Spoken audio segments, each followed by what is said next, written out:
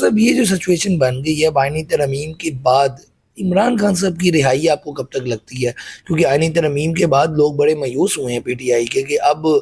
Chief justice صاحب بھی یا فریدی صاحب ہیں، پہلے یہ کہا جا رہا تھا منصور علی شاہ صاحب آئیں گے تو پی ٹی آئی کے لیے کچھ ریلیف ہو سکتا ہے، اب آپ کو کیا لگتا ہے لاسٹ پہ؟ نہیں، ایک بات تو یہ ہے کہ ٹھیک ہے، اصولی طور پر میں کہتا ہوں کہ بالکل منصور علی شاہ صاحب ہی کو چیف جسٹس ہونا چاہیے، یہی ہمارا موقف ہے کہ ہم کسی اور کو نہیں مانیں گے۔ اور آپ بھی اب بھی مجھے توقع ہے کہ 25 ابھی تو آیا چاہتی ہے، 26 کو ان کا حلف ہے، اب بھی میں توقع کرتا ہوں اور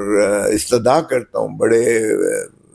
ادب سے استدعا کرتا ہوں، خدا را حلف مت لیجئے اور انکار کر دیں،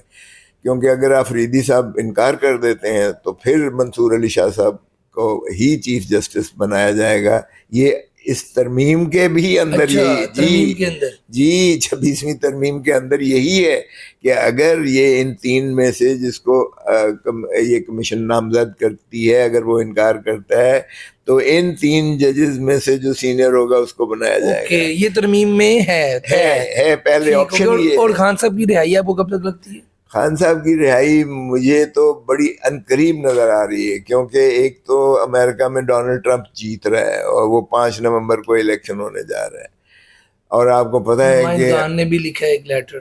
آپ کو پتہ ہے کہ جو امریکہ کا الیکشنز پر آپ کی سیاست کا کتنا زیادہ اثر ہوتا ہے، اور یہ بھی ساری دنیا کو پتہ ہے کہ ڈونلڈ ٹرمپ جو ہے وہ عمران خان کے ساتھ کتنی محبت کرتا ہے اور کتنا ان کے ساتھ تعلق ہے، چاہے وہ ہو، چاہے اس کی بیوی ملینا ہو، چاہے اس کا جو ہے وہ داماد ہے، وہ ان کے بہت تعلقات ہیں عمران خان کے ساتھ۔ تو جلد آپ کو رہائی نظر آ رہی ہے؟ مجھے تو بالکل